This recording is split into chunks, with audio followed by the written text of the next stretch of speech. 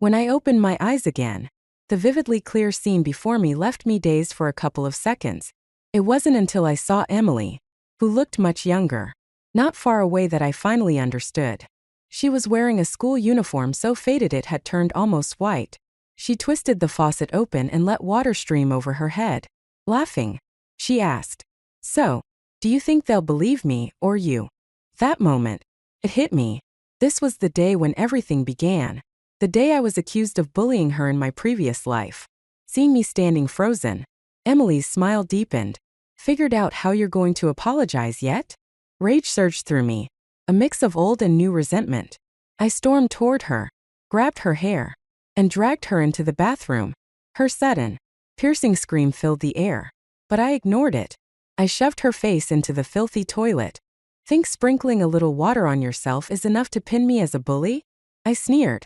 "Let me show you what real bullying looks like."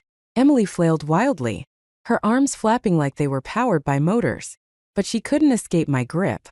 Her face remained pressed into the dirty water, and she choked out muffled cries.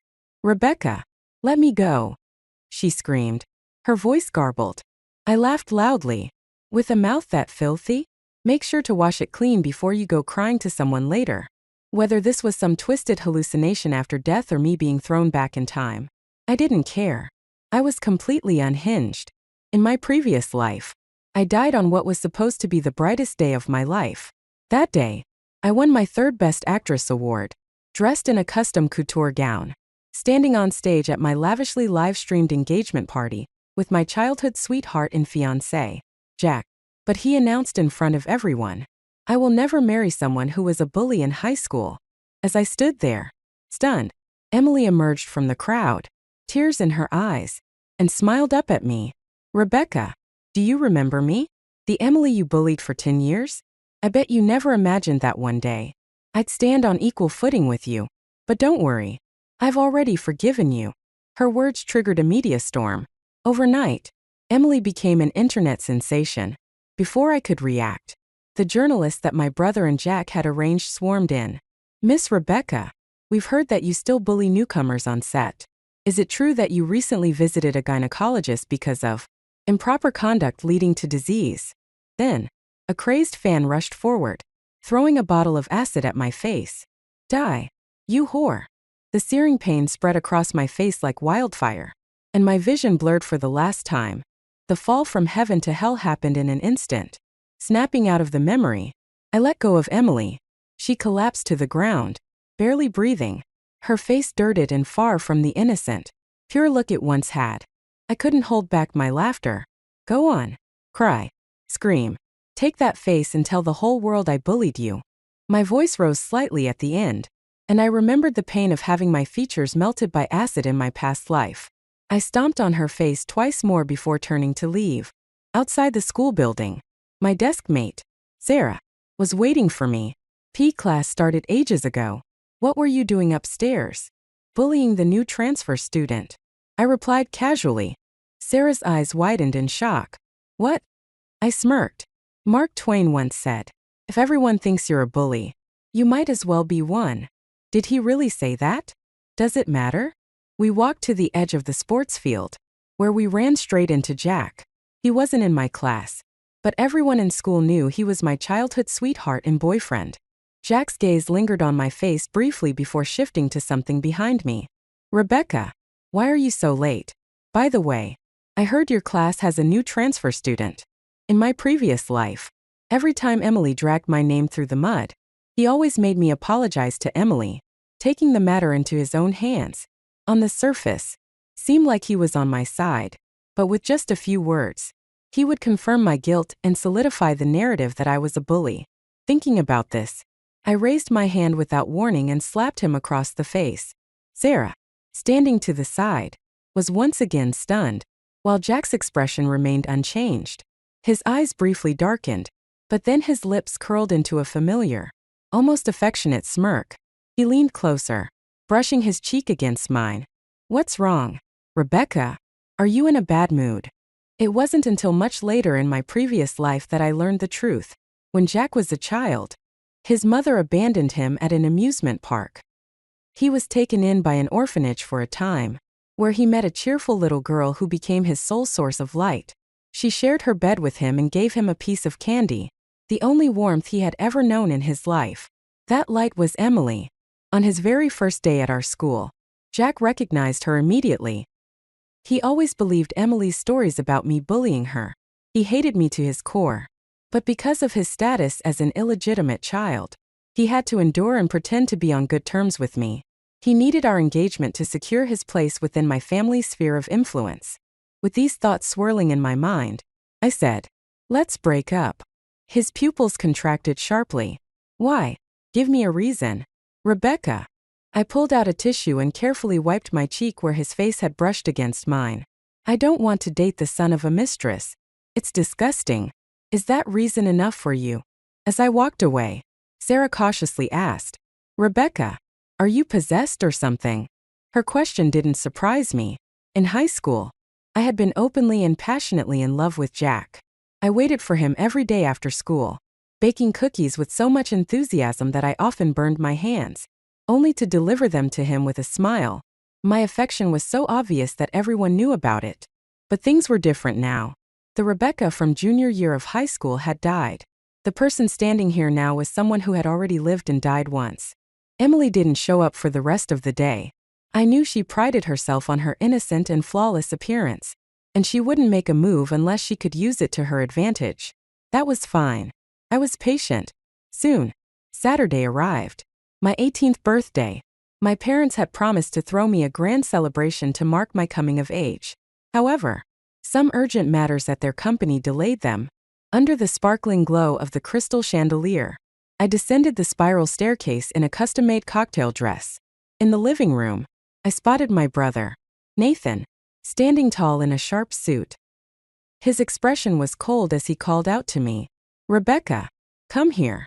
I approached, pretending not to notice Jack and Emily lingering in the background. Emily's gaze was sharp, while Jack's was unreadable. Smiling sweetly, I asked, "Nathan, what is it?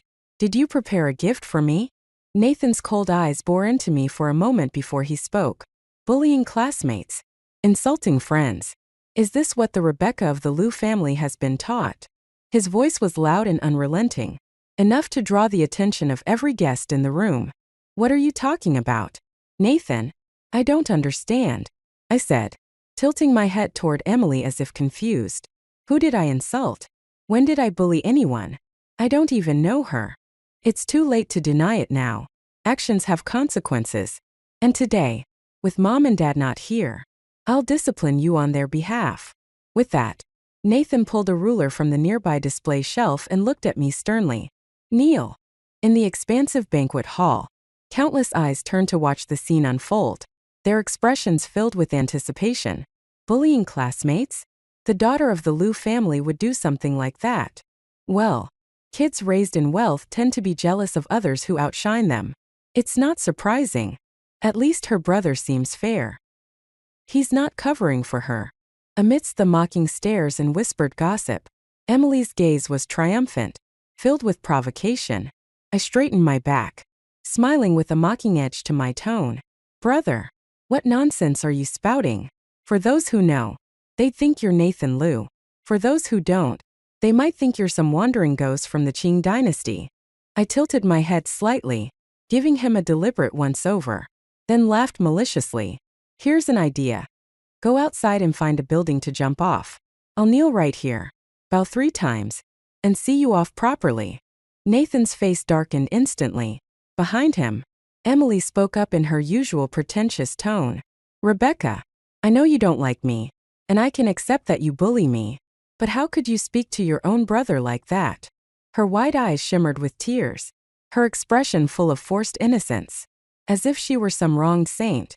Jack, standing nearby, glanced at her, and for a moment, a strange shadow flickered in his gaze. Then, in a low voice, he said, "Rebecca, since you made a mistake, why not just admit it and apologize? There's no need to." I widened my eyes, pretending to be confused. "Oh, I'm sorry. I don't understand dog barks. Could you say that again in a language us humans can comprehend?" "That's enough," Nathan snapped, his voice sharp. "Rebecca Liu, you're a young woman. Do you even understand what shame is? Who taught you to speak so foully? So without decency. He was just as he had always been. Never believing anything I said. Always judging me with prejudice. Time and time again. He nailed me to the proverbial cross of shame. I pulled the corners of my lips into a cold smile, mimicking his demeanor. Mom and Dad are busy and have no time to teach me. So, guess who did? Of course, it was you. My dear brother. In my previous life, I had always been afraid of Nathan. He was much older than me and had always been an imposing figure in my eyes. When we were children, our parents were busy running the family business, so it was up to him to manage me. Whenever I made a mistake, he'd strike my palms with a ruler or forbid me from eating. One time, I found a curly-haired stray puppy and brought it home. He refused to let the housekeeper open the door for me, saying, "It's filthy. This house doesn't welcome such things." I ended up sitting on the steps outside, clutching the puppy all night. Back then, I thought that was just his personality, strict and incapable of showing the kind of warmth other brothers might give their little sisters. It wasn't until Emily appeared that I realized he did know how to be gentle. He just wasn't gentle with me. I'd seen him sitting in the car with Emily, handing her a warm cup of milk and stroking her hair as he reminded her to eat 3 proper meals a day. I'd also seen Emily pick up a frail stray cat on a rainy day, and he held an umbrella for her, softly asking, "Do you want to keep it?" Once, when Emily got drunk, she clung to his shirt, babbling nonsense. He listened patiently, his eyes full of tenderness. In my previous life, I had been trapped in the illusion of love, wondering why my brother didn't care for me, and why my fiancé never stood by my side. Now, having lived and died once, I understood. I was a complete, independent individual, and I didn't need love to survive. That birthday banquet ended without resolution. When I refused to back down in my confrontation with Nathan, my parents finally returned. They politely thanked the guests and saw them out. Emily attempted to play the victim in front of my mother, but my mom shut her down with a smile. "I'm sorry, young lady. We Lu family members will handle our matters internally. Please leave." Emily stiffened, her tears barely restrained. She cast a pleading glance at Nathan before reluctantly turning and leaving. Once the house was empty except for Nathan, my parents, and me, my father finally spoke, his voice stern. "All right, now tell me what happened." Before Nathan could open his mouth, I interrupted. "No need to ask him. I'll explain." I quickly interrupted. "Recently, a new transfer student arrived at our school. On her very first day, she went crazy, pouring water over her own head, and then insisting that I did it, accusing me of bullying her. Later, I found out that this person is the same Emily you've been secretly sponsoring from that impoverished province." Nathan, who had been sitting on the couch, abruptly lifted his head to look at me, his eyes filled with shock. "Surprised, aren't you, Nathan?" I said with a bitter smile, my voice trembling slightly as I pressed my reddened eyes. "You two thought you could hide it, but I found out so soon." I took a shaky breath. My voice choked. "Actually, I don't blame her. It's just a birthday. After all, what hurts is that my own brother doesn't believe me. Does the world only have space for Emily to play the innocent victim? Is she the only one allowed to manipulate others with a facade?" My feigned sobs filled the room, and my father slammed down his decision with authority. "Enough. It doesn't matter who bullied whom. No one is to make a scene anymore. If this gets out, it will reflect badly on all of you. This matter ends here." Back at school, I began openly retaliating against Emily. I poured ink into her desk drawer, mocked her loudly whenever she recited English with her accent, and tore her physics test paper into pieces, letting them rain over her head. "Go ahead. Report me," I said with a smile. "Isn't that what you're best at?" A piece of shredded paper floated down from her hair. She looked at me, her eyes filled with a deep, burning resentment. In the end, she trembled, crying as she apologized. "I'm sorry, Rebecca. I'm so sorry. If I've done anything to make you unhappy, I'll change. I'll make it better. You being alive makes me unhappy," I said with raised eyebrows, feigning curiosity. "How are you planning to fix that?" "By dying right now." Her mouth opened, but no words came out. All she could do was cry harder. For the first time, I realized how satisfying it was to embrace my role as the villain. Of course, she went to tell the teacher. I was called to the office, but I cried as I recounted what had happened at my birthday party, pulling out a hospital certificate to prove my point. Because of her slander, my brother humiliated me in front of everyone. Every time I think about it, I cry. I even wake up from nightmares. I'm still seeing a therapist and taking medication. The doctor says I'm severely depressed. In the end, the teacher had to comfort me. Everyone could see that I didn't like Emily. Sarah, perplexed, asked me, "Why do you target her so much? Did she do something awful to you?" I tilted my head and grinned. Can't I just be a bad person who looks down on a poor new student because my family is rich? Come on. She rolled her eyes. If you were that kind of person, why didn't you bully me? My family's way poorer than hers. On the first day we became friends, you bought all my school supplies for 3 years. If someone told me you were a bully, I'd sooner believe I'm the reincarnation of Wu Zetian. Exactly. Everyone can see that. Except my brother and the person I used to love. I replied, curling my lips into a faint smile that didn't reach my eyes. A month later, the school's centennial celebration arrived. In my previous life, Emily had performed a piano solo at the evening gala, orchestrated by Nathan and Jack. A talent scout from the university's special admissions program noticed her, and she was awarded the only direct admission slot. As for me, I had trained in dance since I was 4 years old, dedicating over a decade to mastering classical dance. I had planned a performance for the event, but then Jack approached me.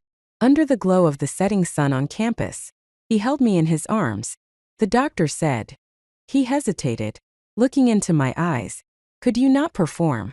Rebecca, I don't want so many people to see how beautiful you are. I'll get jealous. Just dance for me. Okay. Back then, I was such a fool, basking in his words as if they meant he cared about me. On the day of the performance, I didn't perform at the Centennial Gala. Instead, in an empty dance studio, I danced for Jack over and over again. When the final note ended, a thunderous wave of applause erupted from the distant auditorium. Jack heard it and suddenly laughed, a laugh I'd never seen from him before. He was always so quiet and reserved around me, his smiles faint and fleeting, as if hidden behind a veil. It was the first time I saw such a clear surge of emotion from him. I stopped my dance, my heart pounding, and asked foolishly, "Are you happy?" He paused for a moment. Yes, happy. At the time, I thought his happiness came from me dancing solely for him. Much later, I realized his joy stemmed from Emily's performance, which had been a resounding success. She, the only light in his life, now had a bright and glorious future ahead. Determined not to be overshadowed, I submitted a revised version of my dance performance. This time a group piece. I rallied every girl in my class interested in performing and choreographed a classical group dance. I paid out of pocket for the best costumes and props, sparing no expense. Compared to that, Emily's simple piano solo in a white dress seemed lackluster. I don't know what Emily cried about in front of Nathan, but that evening, as I returned home from school, he stopped me in the garden. "Rebecca," he said, his face devoid of emotion, "withdraw your performance from the Centennial Gala." I smiled faintly.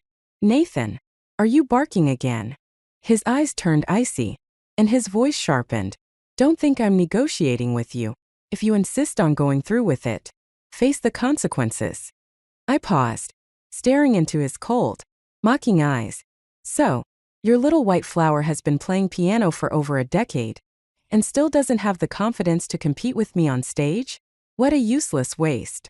As the gala approached, Jack found me. "Rebecca," he said softly, "about last time, it was my fault, but you blocked me everywhere and won't meet with me. I don't even know what's going on anymore. Do you hate me now? Or have you fallen for someone else?"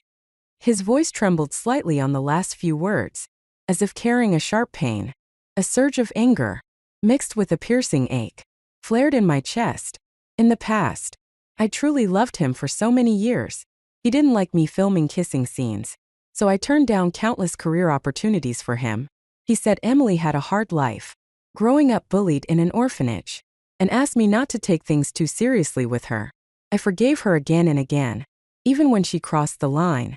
All I ever wanted was to exchange my sincerity for his. But all I got in return was their decade-long lies, slander, and hatred. That moment, I couldn't even be bothered to keep up appearances. I grabbed Jack by the collar and shoved him hard against a nearby tree.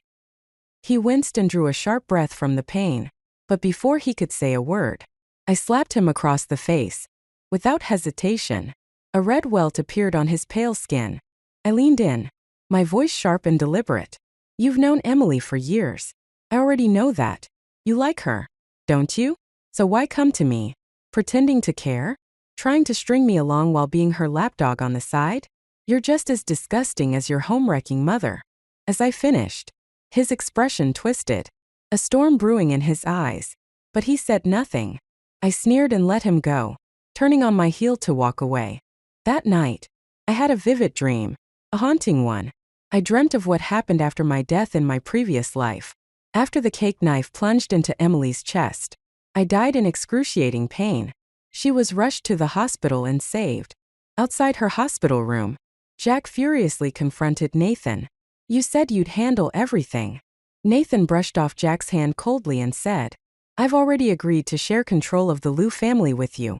But don't forget, you're just an illegitimate child. Without my help, do you really think you could hold sway in the Liu family? Don't push your luck." Jack staggered back a few steps, his voice trembling as he retorted, "You're helping me? Are you sure about that?" "It's..." He stopped mid-sentence. His words caught in his throat as Nathan interrupted with a cold laugh. "Yes, it was my sister who helped you, but she's already dead.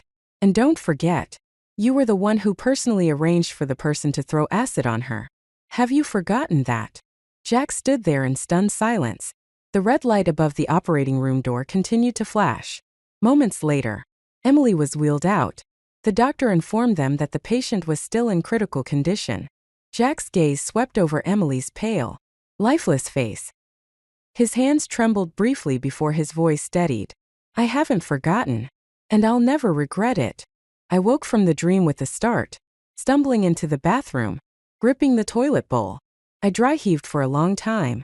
When I finally straightened up and looked at myself in the mirror, I saw the bloodshot eyes of a woman filled with hatred. "Never regret?" I muttered. "That's fine. In this life, you'll regret everything. You'll even regret being born."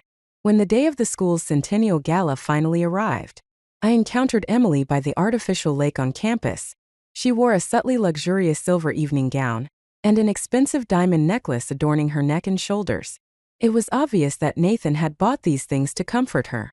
"Rebecca Liu," she said with a smirk, "do you really think your status as the Liu family heiress can protect you forever? After bullying me for so long, did you really think I wouldn't fight back? I'll make you pay 1,000 times over, even if you know about my relationship with Jack. So what? He loves me. Your brother loves me too. People like you will never be loved by anyone." She rattled off her accusations and threats, but I simply smiled and replied, "How did the toilet water taste?" Her face twisted in rage, but I turned and walked away before she could say anything else. By evening, the fiery sunset stretched across the sky. The girls from the dance team and I changed into our performance costumes, holding up our skirts as we made our way to the backstage area. Halfway there, I realized that the prop I had prepared for the finale was missing.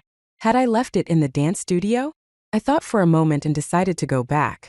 Sarah asked, "Want me to come with you?" "No need," I replied with a smile. "It's not heavy. I can carry it myself. You guys go ahead and finish your makeup. And make sure the stagehands have arranged the props in the correct order." The massive arts building was eerily quiet. I held up my shimmering gold skirt as I climbed the stairs. But just as I reached the floor of the dance studio, I stopped in my tracks. Standing a few steps ahead of me was a figure. The golden red light of the sunset streamed through the window, illuminating only half of his face. The rest remained shrouded in shadow. His dark eyes were deep, like whirlpools pulling everything into their depths. It was Jack. He spoke softly, his voice heavy with emotion, like a storm about to break. "Rebecca, what are you doing?" "None of your business." I shot back. "Get lost." I tried to walk past him, but before I could, a sudden, massive force grabbed my shoulder. My mind went blank for a second, and the next thing I knew, I was falling backward. The staircase behind me stretched high with dozens of steps. My back hit the edge of a step, and I rolled all the way down, crashing into the iron railing at the bottom. Pain engulfed me, and I could hear the faint sound of a bone cracking in my ankle. Jack slowly descended the stairs, step by step, until he stood next to me. His gaze remained calm and sorrowful, but when he spoke, his voice was chillingly cold. "Rebecca, don't blame me. You were born with everything. Even if you missed this chance, there are still plenty of paths open to you. But Emily is different from you." He had already done everything he could within his power. After speaking, Jack gripped my sprained ankle and forcefully slammed my leg against the iron railing. Images from my dream suddenly flashed through my mind. Jack stood outside the hospital room with Nathan, both of them gazing tenderly and lovingly at Emily as she was wheeled out of the operating room. But when they spoke of me, Jack's voice was cold and indifferent. "I've never regretted it," he had said. "The 15 best years of my life, the most passionate and sincere love I had ever given, were tied to a person like this." I couldn't help but laugh. Just as Jack was about to slam my leg against the railing again, I yanked it out of his grip with all my strength. The sharp pain from my twisted ankle made me catch my breath. But I didn't stop. Taking advantage of his momentary surprise, I grabbed his hair and smashed his head against the iron railing. "You lowlife," I spat through gritted teeth. "Trying to hurt me again? In your dreams." Jack's head hit the railing with a sickening thud. Blood immediately gushed from the cut on his forehead, running down his face and dripping onto his clothes. "Rebecca," he murmured weakly. I released his hair, panting heavily as I struggled to stand. My ankle throbbed with relentless pain, but I didn't care. I looked down at him, his dazed eyes unfocused, and a slow smile crept onto my face. "How devoted of you," I said mockingly. "You, Nathan's little puppet, willing to sacrifice yourself just to ruin me and secure a future for your precious Emily. Is this the warning Nathan sent me? You two planning to share her now? Disgusting." I lifted my skirt and wiped the blood from his face onto the hem, staining the pale fabric with dark crimson splotches. Then, I left him there and ran toward the auditorium, my heart racing with a mix of pain and fury. From afar, the melodic sound of a piano drifted through the air. It was Emily, playing Debussy's Clair de Lune, the same piece she had performed in my previous life. She sat at the gleaming white grand piano on stage, wearing her silver evening dress. The stage was dark except for a single spotlight that illuminated her, making her look like a star burning brightly in the night sky. Just like in my past life, she used my suffering as her stepping stone, dazzling everyone with her beauty and talent. I ran down the narrow aisle between the rows of seats, shoving aside security guards and the MC who tried to stop me. Climbing onto the stage, I stepped into the single spotlight and kicked over Emily's stool. "Keep playing," I shouted, slamming my fist onto the piano keys. The discordant notes echoed in the stunned silence. Emily stared at me, frozen in disbelief. "Play," I yelled again. "Your little lapdog dared to come after me, and here you are, sitting pretty and playing piano like nothing happened? Play for your father." I knew exactly what I was doing. The special admissions professor, personally invited by Nathan, was sitting in the audience. In my previous life, after listening to Emily's performance, he had offered her the school's only special admission slot. Emily had eagerly accepted, and this had marked the beginning of her illustrious career. With Nathan's meticulous arrangements, she later became the last disciple of a legendary music master. As for me, I had once been cast in a role as a prodigy pianist with autism. My manager arranged for me to study under the same master. But when I encountered Emily during a brief lesson, everything spiraled out of control. That evening, I came home to find Nathan waiting for me at the door. His expression was one of disgust as he said, "Rebecca, are you done? Just because you can't compare to Emily in anything, you hate her this much? You even ripped up the handwritten sheet music she prepared for her teacher? You're vile." For a few moments, I was completely stunned. When I tried to defend myself, he cut me off with a wave of his hand. "Lies. I don't believe a single word out of your mouth." Back in the present, the uproar from the audience below grew louder. Amid the chaos, I heard someone scream. The whispers grew louder, blending with the chaotic sounds of the audience. Look at her dress. It's covered in blood and dirt, someone exclaimed, pointing at the mess on my gown. The patches of red and gray smudged together. My disheveled hair and the swelling on my ankle only added to the visual impact, a testament to the truth of what had happened. Emily staggered to her feet, clutching the piano stool for support. Her eyes burned with hatred and resentment. But after a few moments, she masked it all with her usual weak and innocent facade. "Rebecca," she said, her voice trembling with feigned humility, "I don't know what you're talking about. This must be a misunderstanding. But right now, this is my performance. Out of respect for the audience, you shouldn't behave so recklessly." Nathan shot up from his seat, fury etched across his face. "Rebecca Lou, have you gone insane?" I ignored him completely. I shoved Emily aside and sat down on the piano bench, my fingers poised over the keys. With deliberate force, I began playing Beethoven's Symphony No. 5. In my previous life, I had practiced this piece rigorously for 3 months while preparing for a film role. Though I was far from a virtuoso, my performance was more than enough for this moment. The stirring melody reverberated through the grand hall, the vibrant notes colliding with the faint hum of electrical noise echoing off the high ceiling. When the last note faded, I stood and turned to face Emily. My voice was sharp and clear. "You ruined my birthday party, drove a wedge between me and my brother, spread lies about me in front of my family and friends, all petty grievances. I'll deal with them in my own way. But having Jack push me down the stairs to break my leg, just to keep me off this stage? That's beyond contempt." I paused, watching as her face turned ashen. Then I sneered. "You take such pride in your piano skills, yet you don't even have the confidence to compete with me on the same stage." The scene dissolved into chaos. Teachers responsible for the Centennial Gala eventually escorted Emily and me off the stage, leaving the MC scrambling to restore order. The next act was our group classical dance, the one I had choreographed. As I passed the other girls backstage, Sarah rushed to my side, tears in her eyes. She grabbed my hand. "You're hurt, aren't you? I should have gone with you." "I'm fine," I replied, patting her head gently. "Go perform. You've practiced so hard. Make sure you're proud of the result." The first place prize for the centennial performance was $10,000, but I had never intended the dance for myself. Watching the girls take the stage, I felt a weight lift from my shoulders. The pain in my ankles surged again, and I closed my eyes as exhaustion took over, sinking into darkness. When I woke up, I was in a hospital room. That night, Nathan burst into the room, his face livid. "Rebecca Lou, you're a lunatic," he shouted. He had planned everything so carefully, aiming to elevate his precious Emily to the pinnacle of glory, nurturing her like a delicate flower. But now, his plans had crumbled. "Brother," I said, laughing through the pain that twisted my features, "how could I possibly let you succeed so easily? Your little white lotus didn't even finish her piece. And your plan to break my leg? It's out in the open now. She'll never get into that school. Oh, and by the way, your accomplice Jack is still lying on the floor of the arts building. Don't forget to send him to the hospital." I clutched the corner of my blanket, laughing hysterically.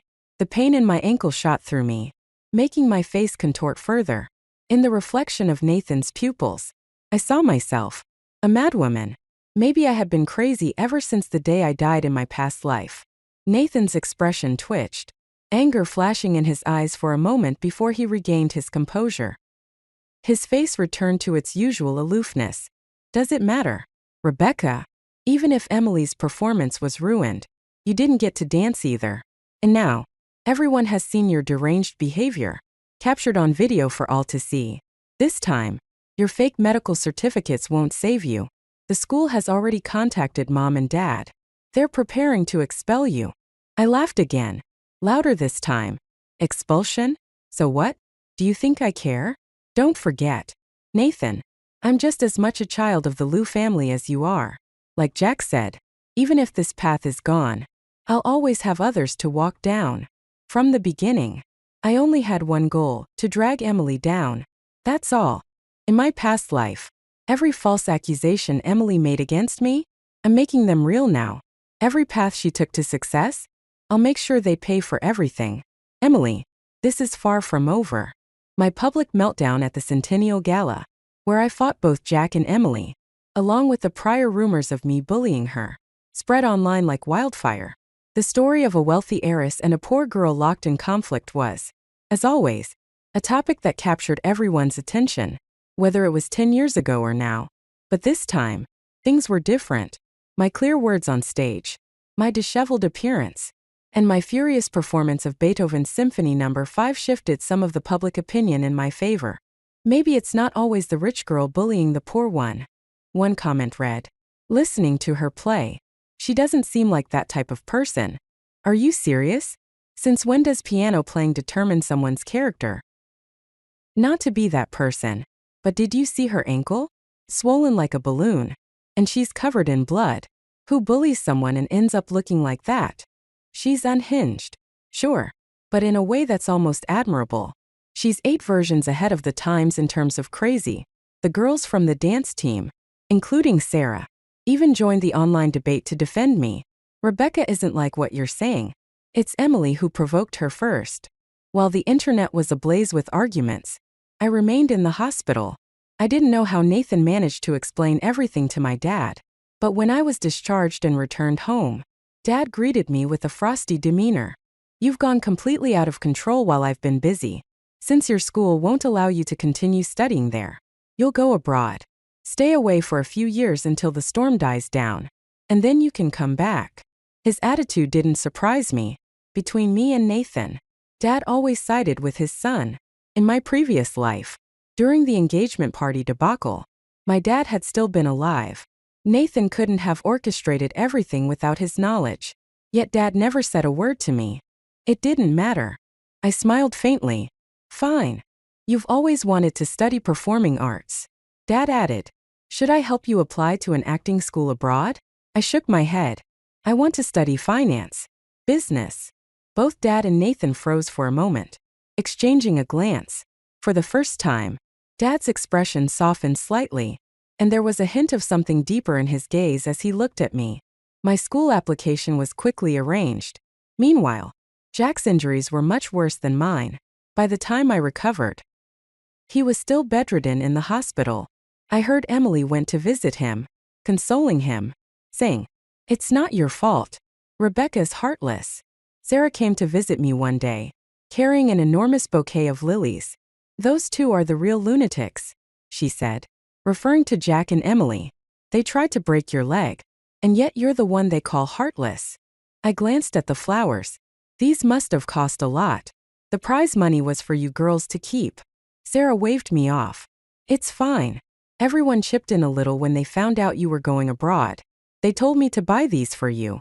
She placed the flowers in my hands, took a deep breath, and hesitated before saying, Rebecca, I feel like you know things the rest of us don't. Ever since Emily transferred here, something's been different. I can't put my finger on it. This doesn't make sense. Just forget it. Then, carefully, she leaned in to hug me. Come back soon. Okay. When you're back, we'll still be friends. The night before I left, I sat with my mom on the balcony, the evening breeze brushing against our faces. She kept opening her mouth as if to speak but held back each time. I reached out and held her hand, looking into her eyes. Mom, don't worry about me. In my past life, my mother had passed away in a car accident. When he was around, my dad's favoritism meant that Nathan didn't dare take any drastic action directly against me. Thinking about this, my heart sank. In my previous life, by the time things escalated, Nathan had already lost himself completely to his obsession with Emily. Could my mom's sudden car accident back then have been more than a coincidence? A chill ran through me. I tightened my grip on her hand, as though doing so could shield her from any harm. Please, Mom, take care of yourself. Be careful, especially around Nathan. She looked at me intently, her gaze softening with concern. Rebecca, you've changed. You're not the same as before. She sighed deeply. It's my fault for not guiding you better. You used to be so naive, believing whatever people said. When I told you that Jack wasn't reliable, you defended him. He's not like what you think, Mom. You'd say, On your birthday, when I tried to ask your dad for some shares of the company for you, you dismissed me, saying, jewelry and dresses are enough. You drove me crazy. She shook her head wistfully. Back then, I wished you'd be a little smarter, a little shrewder, but if it took something painful to make you like this, I'd rather you had stayed foolish forever. How could a mother not know her own child? In my previous life, I really was a fool, an innocent, always assuming the best in others. That's why Emily managed to trap me again and again. Yet I never truly retaliated. That's why I died at my own engagement party. Don't worry, Mom, I said softly, wiping at my reddened eyes with a small smile. In this world, the weak get devoured. Sweet fools like me are only prey. It's a pity I had to die once to understand that. At 18, I left the country with my luggage in hand. The world around me was entirely unfamiliar. But I wasn't afraid. I already knew too much about what lay ahead. Even though the details were hazy, the key turning points in time were enough for me to act. The most important one would come in 2 years. In my previous life, when I was 20, Nathan received a tip and flew to San Francisco to strike a deal with a man named Joe Hai. This man held cutting-edge core technology that, over the next 5 years, helped Nathan take complete control of the Liu family enterprise. I used the money my mom gave me to invest in the stock market. Armed with scraps of knowledge from my past life, I turned the seed funds into a significant sum. Meanwhile, I doubled down on my coursework, pursuing a dual degree while using my profits to invest in companies that, in my previous life, rose to the ranks of the Fortune 500. At this stage, many of them were just startups. During this time, Sarah contacted me regularly, every week, like clockwork. She sent a voice message. She talked about how much the dance team missed me, and how her life had improved after receiving her share of the prize money. A university recruiter came by recently, she mentioned in one call. Emily participated, of course, but she failed the interview. It's hilarious. One of the interviewers had been at our centennial gala. He said her performance of Claire de Lune was muddled and uninspired, completely overshadowed by your Symphony No. 5. Can you believe it? She laughed. Apparently, Emily cried her heart out to Jack afterward. The more she cried, the brighter my smile got. Later, Sarah updated me on the results of the college entrance exams. You're top of the school, Rebecca, and Emily's only third. Can you believe it? I received the news while juggling finals for my dual degree. Despite the stress, I couldn't help but smile genuinely. Congratulations, Rebecca. I'm still waiting for you to come back so we can stay friends. Sarah's message ended. My mom often called me, updating me on Nathan's recent activities and checking in on how I was doing abroad. She'd ask if I had enough money and whether I was taking care of myself. Whenever I gave her a brief update about my progress, she'd sigh, both proud and helpless. You're still so young, Rebecca. Don't push yourself too hard, she'd say. If you need help with anything, let me know. Don't feel embarrassed about it.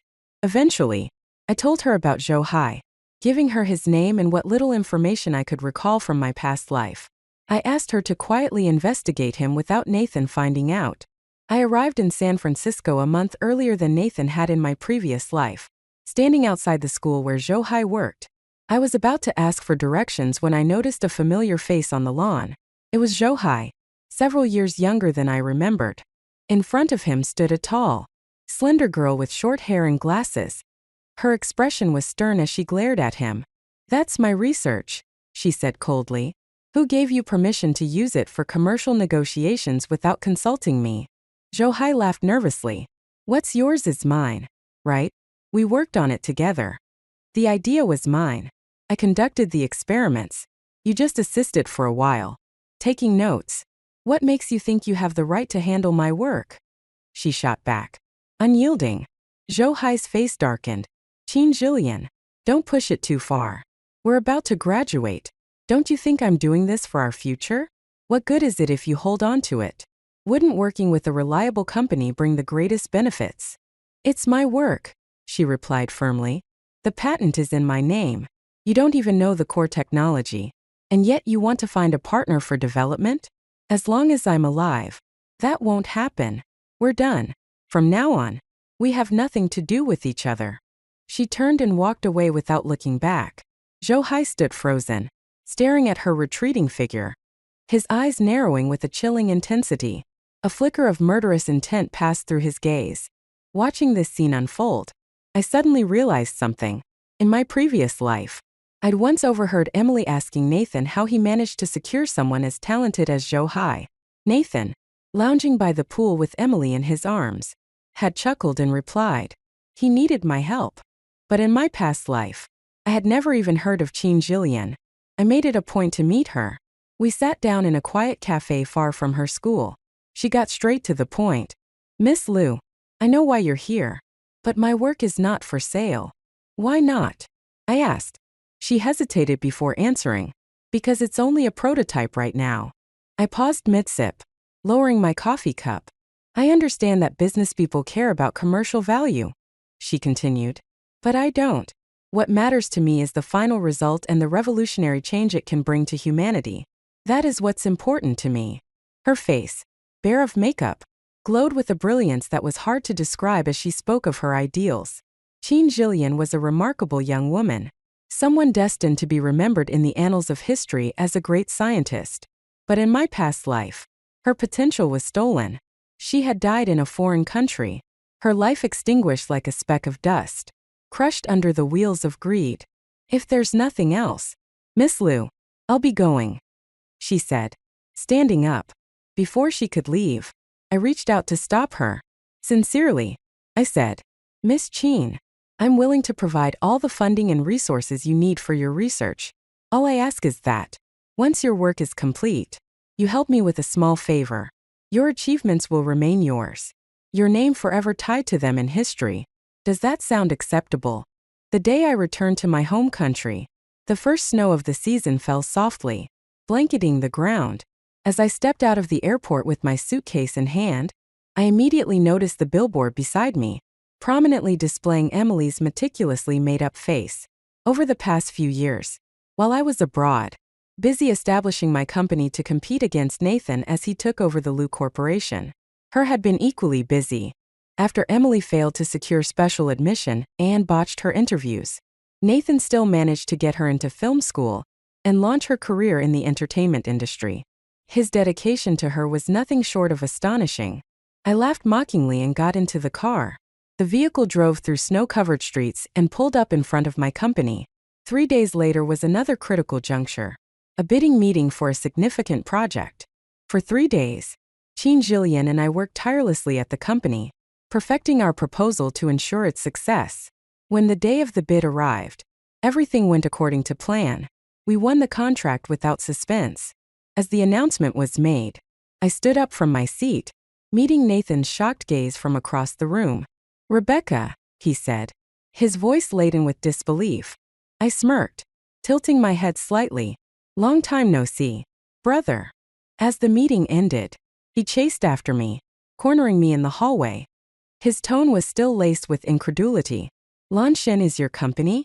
And Qin Jillian, did you hide her after she disappeared? You seem so eager." "Nathan," I replied with a laugh. "Hide her? What do you mean? You don't even know her. So why are you so desperate to find her? Planning something illegal? Perhaps." His eyes narrowed dangerously, but I laughed again and walked away, leaving him standing there. This return to my home country was nothing short of dramatic. After securing the contract, I began networking aggressively, meeting several notable figures in the business world, holding the exclusive rights to Qin Jillian's patents, and having just snatched a significant project from the Lu Corporation. I was treated with deference and warmth by everyone. This respect was something I had never experienced in my previous life. Even after winning 3 Best Actress awards, people only truly respect those who control the means of production. I mused, swirling the wine in my glass. Beside me, Sarah turned to look me up and down. "You've only been gone 4 years, but it feels like you've matured 10. Isn't that normal?" I replied with a chuckle. "At 18, you can get away with being reckless because you're young. But now that I've graduated college, if I want to bare my fangs, I need to at least pretend to be civilized first." With that, I raised my paddle at the auction, bidding 2 million. Emily, seated in the front row, snapped her head around to look at me. beside her. Jack's gaze followed, locking onto mine. For a brief moment, he seemed dazed. I noticed the faint scar on his forehead, and a wave of amusement washed over me. 2.6 million, Jack called out, snapping out of his trance and raising his paddle. I knew he was determined to win the diamond-studded bracelet as a birthday gift for Emily. Her birthday was just a few days away. Despite his efforts to gain some influence within the Jiang family business, Jack was still far from matching Nathan's dominance over the Liu Corporation. His only way to stay in Emily's good graces was through such extravagant gestures. I followed his bids leisurely, pushing the price higher and higher, watching him finally secure the bracelet for 6 million. Such deep feelings, I commented with a smirk. Jack held the bracelet silently, staring at me for a long moment before softly saying, "Rebecca." "Oh, stop," I interrupted, pretending to gag as I exaggeratedly stepped back. I gave him a once-over, then sneered. "At least you're better than your mistress of a mother. You've actually accomplished something, even if it's just barely. I wonder how you and my brother coordinate your schedules. Do you get Mondays, Wednesdays, and Fridays while he takes Tuesdays, Thursdays, and Saturdays? Or do you both share Sundays?" I said this loudly, ensuring that everyone in the room heard. As expected, after the auction ended, several business acquaintances approached me, asking for details. Feigning embarrassment, I waved them off. "It's nothing. My brother and that illegitimate son from the Jiang family both fell for the same little starlet. You know how it is. Everyone has their passionate moments. For true love, they're willing to endure anything." This set off waves of gossip, not just about Jack, Nathan, and Emily's entanglements but also about their relentless pursuit of love. I expanded my investments into the entertainment industry, backing promising actresses and snatching away several key roles that Emily had secured in her previous life.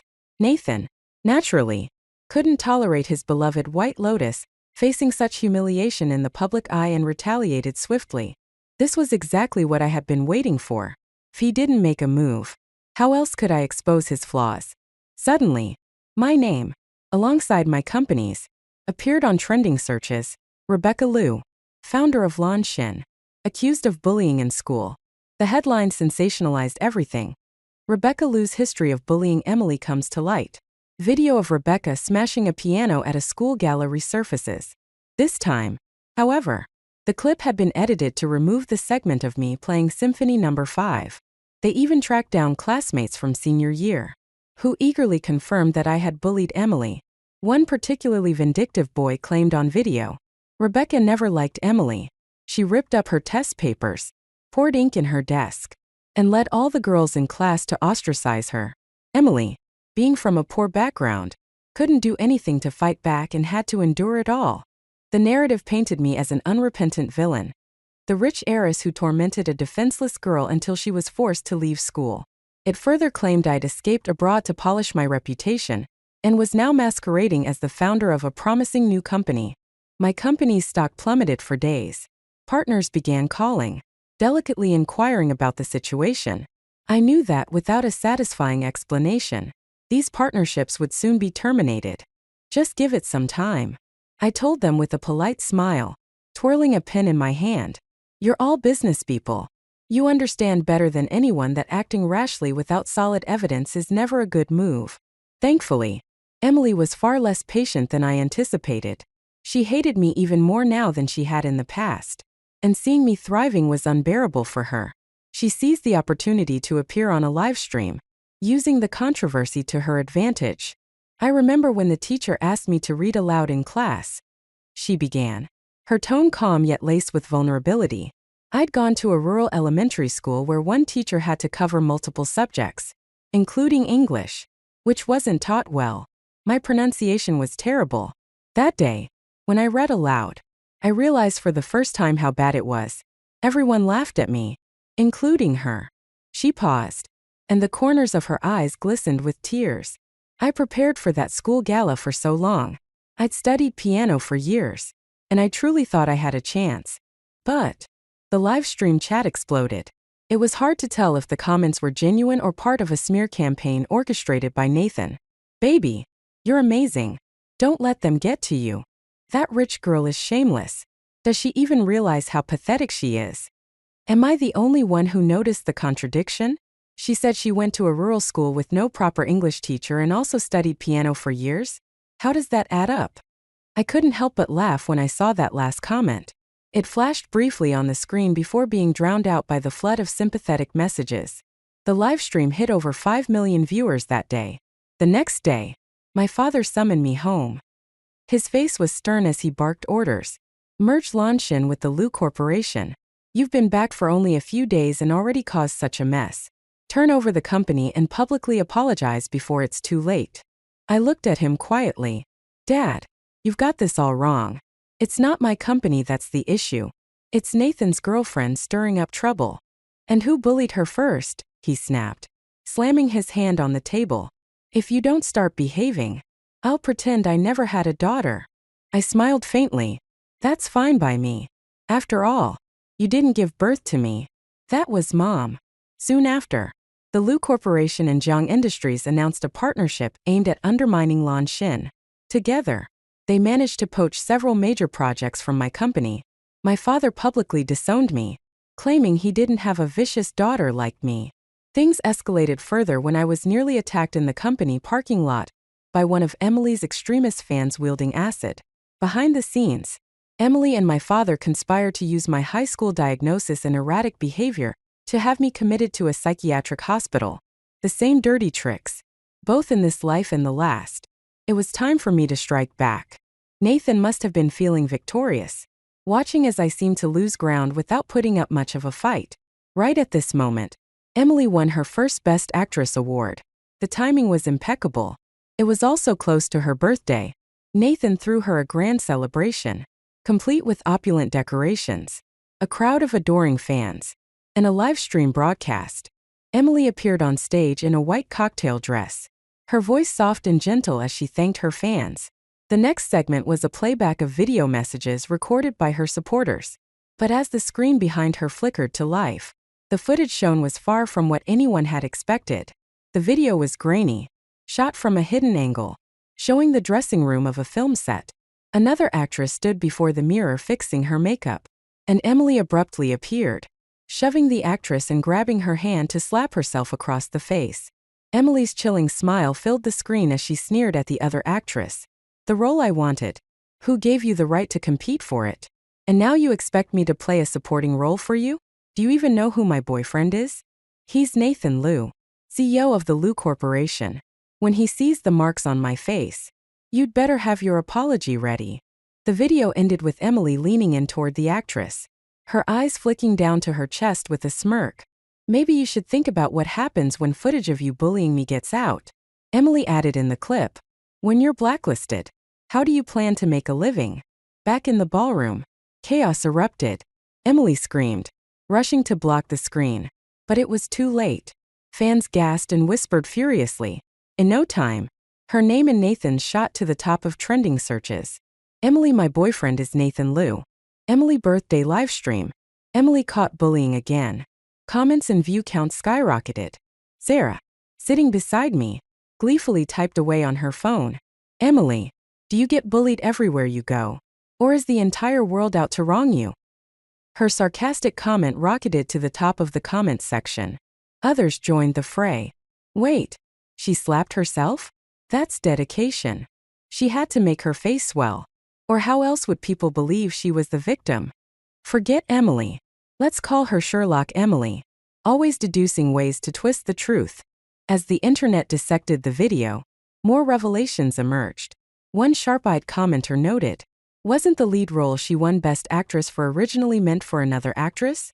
The one who disappeared after a scandal broke. The commentary snowballed. Couldn't land roles through auditions, so she relies on framing and false accusations instead. Then, another video surfaced. Filmed at an overseas university, the footage showed a group of foreigners laughing as a Chinese student struggled through an English presentation. A wiry blonde guy mimicked the student's pronunciation with exaggerated disdain, calling out mockingly, "Do you know what this is? This is real English. Joker." The next moment, the camera caught me grabbing the blonde guy by the collar and punching him squarely in the face. In flawless English, I shot back, Laugh all you want. Were you laughing like this at your dad's funeral too? When the guy lunged at me, I struck him again, pinning him down, nudging his chin with the toe of my shoe. I smirked. Do you know what this is? This is real Chinese kung fu. Mutt. The video's uploader, an ordinary Chinese exchange student, captioned it. I grew up in the mountains, nearly thrown into the fire as a baby because of superstition. Unlike Emily, there were no pianos in my village and no wealthy benefactor giving me 10,000 yuan a month. I had to fight for everything. So I won't stand by while someone twists the truth to smear the people who once helped me. The comment section exploded. Wait, isn't this Rebecca Liu? The one Emily claimed bullied her in school. Finally, someone said it. Which village kid studies piano for 10 years? Her whole story doesn't add up. Wow, you're amazing, Rebecca. The internet erupted as people began to piece together the story. Emily's benefactor was none other than Nathan Liu, Rebecca's brother. Speculation ran wild. Was Nathan intentionally trying to frame his sister to fight for their inheritance? Then, more damning footage surfaced. A video from my 18th birthday party showed Emily staging a scene to secure financial support. The grainy footage revealed her climbing onto the rooftop, accusing another orphanage girl of pushing her off, and then jumping herself to make it appear as an attack. Nathan had been complicit all along, enabling Emily to manipulate her way to the top. The next clip exposed him hoarding incriminating evidence against his rivals, including attempted sabotage of Qin Zhilian's project. But the final blow was Jack.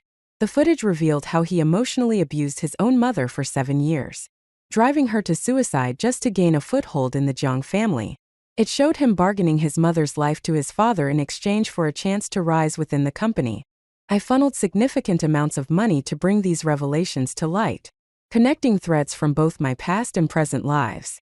With the evidence meticulously compiled, I launched it all into the public domain. Thanks to their prior publicity stunts, the saga already had the public's attention. As soon as the revelations surfaced, exposing illegal activities, the situation exploded. Outraged viewers flooded law enforcement with reports. With the scale of the uproar, there was no way to suppress it. Those who tried to manipulate public opinion ultimately fell victim to it. Are you satisfied with this ending? I thought to myself as I watched the chaos unfold. The day my father and Nathan were taken into police custody, my mother filed for divorce. Nathan, incredulous, yelled at her. Mom, aren't I your son too? How could you take her side? My mother sighed, sitting down calmly with a cup of tea. Your father favored you. I favor your sister. Isn't balance fair? Following their arrests, the Liu and Jiang corporations projects, stolen from Lanshan, were implicated in economic crimes. With their downfall, I took over the battered remains of the Liu Corporation and merged it with Lanshan. Soon after, I arranged a meeting with October Jiang, Jack's older half-sister. She was the product of a business marriage and had been an enigma in my childhood. I used to resent her, blaming her for disrupting my family.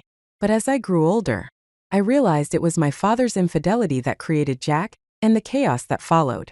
Sipping her coffee, Tober said, dying at the hands of his own son was poetic justice for their father. It's karma, isn't it? We had struck a deal a year ago. I would help her oust Jack and consolidate her control over the Jiang family's assets.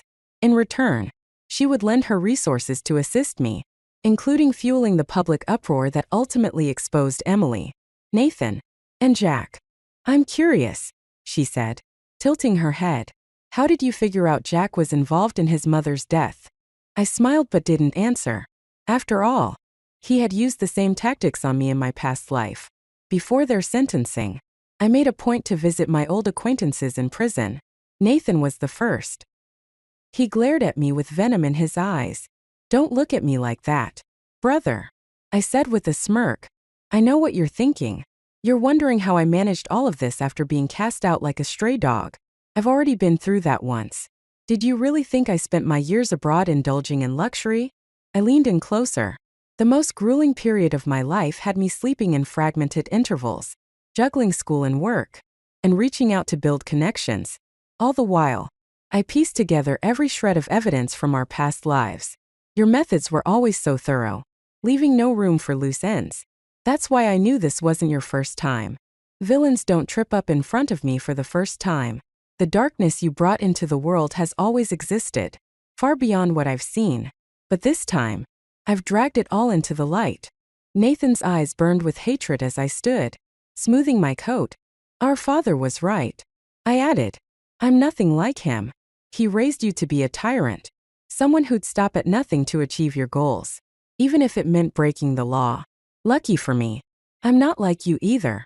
I turned to leave, hearing the clink of his shackles as he lunged forward, restrained by the guards. Rebecca, he bellowed, his voice echoing in the cold, gray prison walls. But I didn't look back. The second person I visited was Emily. Her hair was disheveled, her gaze hollow, and yet, even through the glass, her eyes burned with hatred so intense it felt like she wanted to devour me. She could no longer play the sweet, innocent act. Her voice cracked as she screamed hysterically. If you had all this evidence from the beginning, why didn't you release it earlier? Were you just playing with me for fun? Of course it was fun, I replied, standing slowly. What's the point otherwise? Watching you act like you'd already won made it all the more entertaining. I leaned closer, smirking. I could have exposed everything earlier, sure, but that wouldn't have been enough. I wanted you to think you'd achieved victory, that you had everything, only to see it all reduced to ashes at the last moment. That's what I went through in my past life. Now, it's your turn. The last person I visited was Jack. Truthfully, I hadn't planned to see him at all.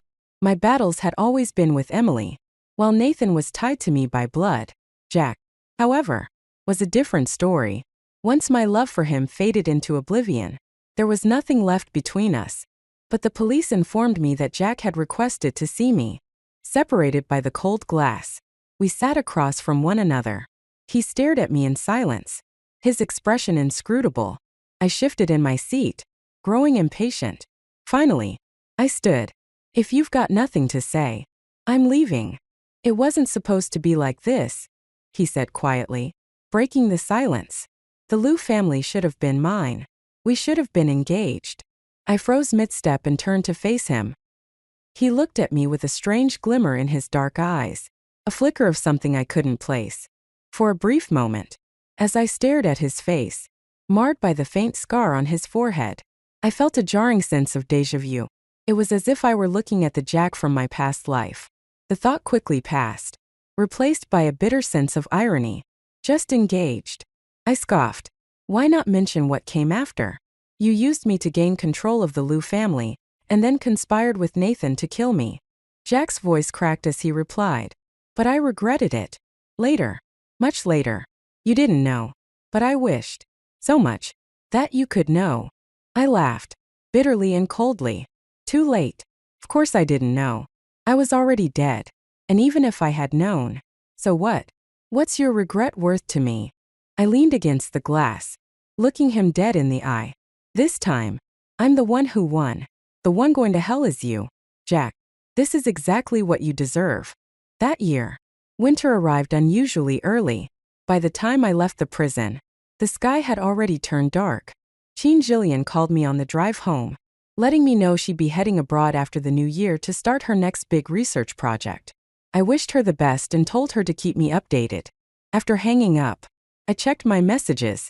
Sarah had texted, saying she was already seated at the hot pot restaurant and telling me to hurry over and settle the bill. I laughed and replied with a simple, "On my way." Outside the car window, a crescent moon hung high in the sky, casting a pale glow over the quiet city of Nangmo. As this long night stretched on, I knew that eventually, the moon would set, and when it did, the sun would rise again.